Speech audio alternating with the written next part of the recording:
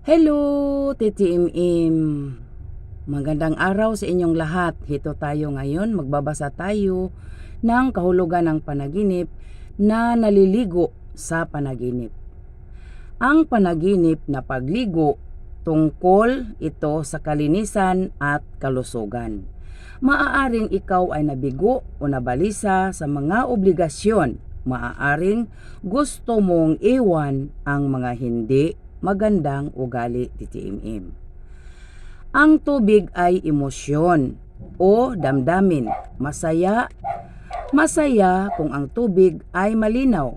Problema, kalungkutan kung ang tubig ay malabo. Kasaganahan kung naligo ka ng malinaw na tubig. Pag-unlad kung ang tubig ay malinis. Ang estudyante naliligo sa malinaw na tubig, isang rekognisyon. Sa may asawa, ito ay masarap na pagmamahal. Kung ikaw ay naliligo sa maraming tubig, kamalasan at pagkakasakit ang iyong maranasan. Kung ang negosyante naligo sa malinaw na tubig, ito ay malaking tubo para sa kanyang negosyo, Titi Im. Sa mga empleyado, kayo ay aasinso sa buhay. Ang malinaw at malinis na tubig sa panaginip ay paglilinis at kung tayo ay naliligo sa pool o di kaya'y sa malinis at malinaw na tubig, ito rin ay malulutas ang ating mga problema, Titi Im. Ang maligo na may suot sa panaginip ay dapat panatilihin ang pagbabantay. Mag-ingat, huwag masyadong magtiwala. Gagamitin ka lamang. Ang naliligo sa harap ng isang tao ay nangahulugan na hindi ka masaya sa kasalukuyang relasyon, Titi Im. Nanaginip ka na may isang taong naliligo ay nangarap kang tungkol sa iyong sariling mapagkumbaba at mahinang kalagayan. Kung nanaginip kang maligo, ito'y pagtatangka para makatakas sa mga problema. Ang naliligo sa ulan, natuwang-tuwa. Ang naliligo sa ulan ay may kalungkutan. May dinadamang kalungkutan. Ikaw ay may dinadalang kalungkutan na hindi mo maaamin at pinipilit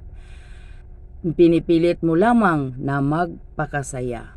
Dahil ang maliligo sa ulan at aliw siya sa kanyang panaginip na naliligo sa ulan, at hindi lang aliw, kundi masayang-masaya pa siya sa kanyang pagliligo sa ulan, sa kanyang panaginip nangahulugan na ikaw ay malungkot sa buhay pag-ibig.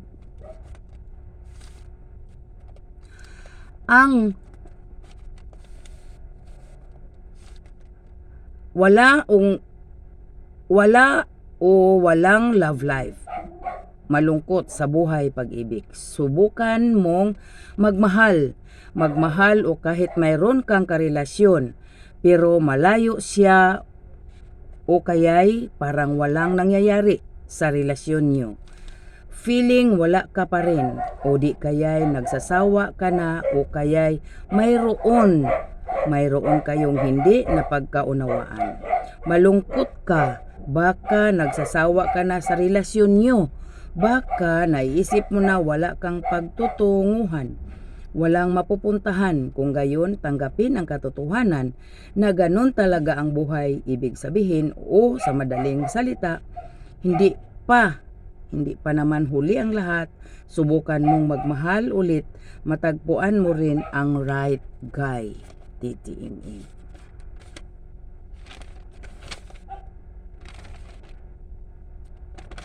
Yun, Titi Im, ang ating kahulugan sa panaginip na naliligo sa panaginip.